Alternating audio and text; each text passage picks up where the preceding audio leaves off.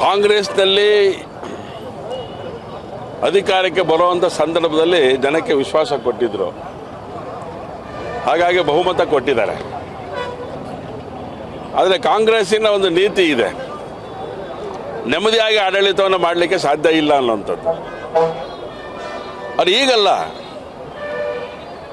ಕಾಂಗ್ರೆಸ್ಸು ಯಾವ್ಯಾವಾಗ ಸಂಪೂರ್ಣ ಮೆಜಾರಿಟಿ ಬಹುಮತ ತಗೊಂಡು ಸರ್ಕಾರ ರಚನೆ ಮಾಡಿದೆ, ಆವಾಗಲೆಲ್ಲ ಹೊಡೆದಾಡ್ಕೊಂಡಿರೋದೇ ಅವರೆಲ್ಲರೂ ಕೂಡ. ಬಂಗಾರಪ್ಪನವ್ರು ಇಳಿಸ್ಬೇಕಾದ್ರೆ ಕಡಿಮೆ ಮಾಡಿದ್ರ, ವೀರೇಂದ್ರ ಪಾಟೀಲಿಗೆ ಇಳಿಸ್ಬೇಕಾದ್ರೆ ಕಡಿಮೆ ಮಾಡಿದ್ರ. ಇದು ಕಾಂಗ್ರೆಸ್ಸಿನ ಒಂದು ವೈಶಿಷ್ಟ್ಯತೆ. ಅದೊಂಥರ ಕಾಮನ್ ಆಗಿಬಿಟ್ಟಿದೆ ಕಾಂಗ್ರೆಸ್ಸಿಗೆ, ಅವ್ರಿಗೆ ಏನೇನೂ ಇಲ್ಲ. ಆದರೆ ನಾಗರಿಕರು ಇದರಿಂದ ಸಫರ್ ಪಡ್ತಾರೆ, ರಾಜ್ಯದ ಜನ ಇದರಿಂದ ಸಫರ್ ಪಡ್ತಾ ಇರೋವಂಥದ್ದು.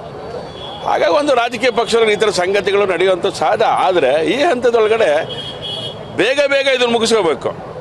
ಉದಾಹರಣೆಗೆ ಗುಜರಾತಲ್ಲಿ ಮಂತ್ರಿಮಂಡಲವನ್ನೇ ಬದಲಾವಣೆ ಮಾಡಿದ್ವಿ.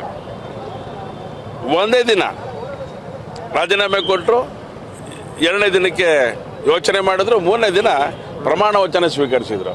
ಇದು ಭಾರತೀಯ ಜನತಾ ಪಾರ್ಟಿಯ ನೇತೃತ್ವ. ಇದು ಕಾಂಗ್ರೆಸ್ಸಿನ ನೇತೃತ್ವ ಹಾಗಲ್ಲಲ್ಲ, ಪಡೆದಾಡ್ಕೊಳ್ತಾರೆ. ಯಾರ್ಯಾರು ಬಾಗಿಲಿಗೆ ಹೋಗಿ ರಿಕ್ವೆಸ್ಟ್ ಮಾಡಿಕೊಂಡು ಏನೇನು ಮಾಡಬೇಕು ಮಂತ್ರಿ ಆಗೋಕ್ಕೆ ಎಲ್ಲದನ್ನು ಮಾಡ್ಕೊಂಡಿದ್ದಾರೆ, ಗುಂಪುಗಾರಿಕೆ ಮಾಡ್ತಾ ಇದ್ದಾರೆ. ನೀವು ಏನಾದರೂ ಗುಂಪಿಗೆ ಗಾರಿಕೆ ಮಾಡಿಕೊಂಡು ಬಡ್ದಾಡ್ರಿ, ಆದರೆ ಈ ರಾಜ್ಯದ ಜನತೆಗೆ ಅನ್ಯಾಯ ಮಾತ್ರ ಮಾಡಬೇಡಿ, ದ್ರೋಹ ಮಾಡಬೇಡಿ. ಅಭಿವೃದ್ಧಿ ಕಾರ್ಯ ಕುಂಠಿತ ಆಗಿದೆ, ಅಧಿಕಾರಿಗಳು ಅವ್ರದೇ ಆದಂಥ ರೀತಿಯಲ್ಲಿ ತಮ್ಮ ವರ್ತನೆಗಳನ್ನು ಮಾಡ್ತಾ ಇದ್ದಾರೆ. ಹೀಗಿರಬೇಕಾದ್ರೆ ತಾವು ಗೌರವಯುತವಾಗಿ ಕಾಂಗ್ರೆಸ್ಸಿನ ಹೈಕಮಾಂಡ್ ಇದೆ ಅಂತ ಅಂದ್ಕೊಂಡಿದ್ದೀನಿ ನಾನು.